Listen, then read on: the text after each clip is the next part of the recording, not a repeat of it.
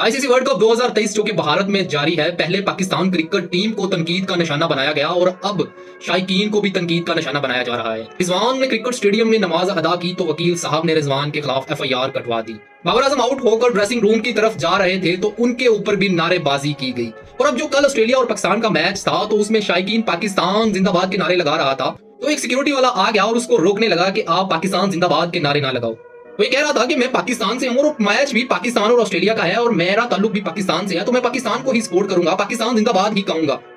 लेकिन स्टेडियम में special security तैनात की गई कि जो कि शायकीन के ऊपर नजर रखे कि जो पाकिस्तान जिंदाबाद के नारे लगाएगा उसका मुंह बंद करवाया जाए। ये इस बात की समझ नहीं आ रही कि आप एक इतना बड़ा इवेंट होस्ट कर रहे हैं तो आप अपनी सोच को भी ग्लोबली रखें।